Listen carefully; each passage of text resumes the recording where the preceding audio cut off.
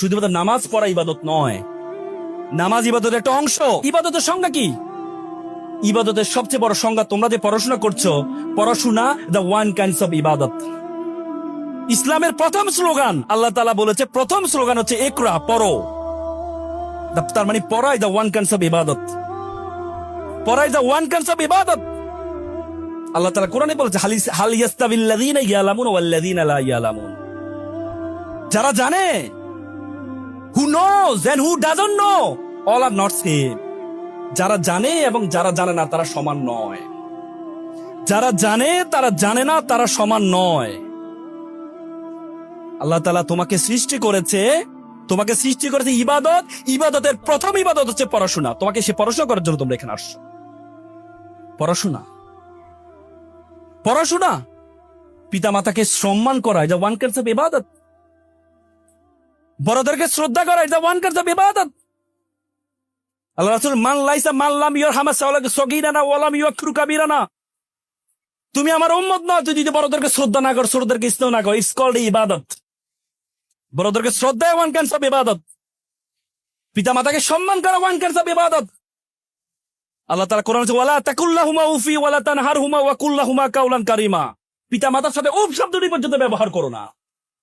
তার মানে উফ শব্দটি ব্যবহার না করা ওয়ান কাইন্ডস অফ ইবাদত।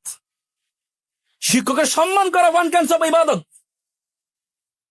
সে ইবাদতের করার জন্য তোমাকে পাঠিয়েছে। শুধুমাত্র নামাজ পড়া ইবাদত নয়, নামাজ ইবাদতের একটা অংশ। নামাজ ইবাদতের একটা অংশ, ভালো কাজ করা একটা ইবাদত। জাহেলি যুগে একজন ছিলেন, খুব ইবাদত করতেন, সারা রাত ধরে নামাজ পড়তে, সারাদিন ধরে রোজা রাখতেন, এবং তার গ্রামে সবাই বিভিন্ন পাপাচারে লিপ্ত। আল্লাহ তাআলা জিবরাইল আলাইহিস সালামকে পাঠিয়েছে, যা ওই গ্রামটাকে ধ্বংস করে দিয়ে আসো। উনি দেখলেন যে ওইখানে একজন মানুষ আছেন যে এত ইবাদত করে, সারা রাত ধরে ইবাদত নামাজ পড়ে আর সারাদিন ধরে রোজা রাখে।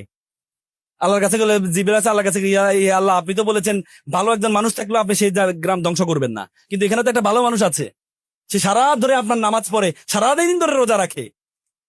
আল্লাহ তাআলা বলছে আমি তার কারণে জাতিটাকে ধ্বংস করছি, কারণ তাকে আমি নামাজ পড়ার জন্য, রোজা রাখার জন্য পাঠাই নাই। আমি তাকে বলেছি নামাজ পড়ো, তারপরে বের হয়ে যাও। উখরিজাত লিন-নাস, মানুষের কল্যাণ করার জন্য পাঠিয়েছি, তাকে বসে বসে ইবাদত করার জন্য আমি পাঠাই নাই। তার মানে শুধু নামাজ পড়াও ইবাদত অংশ নয়।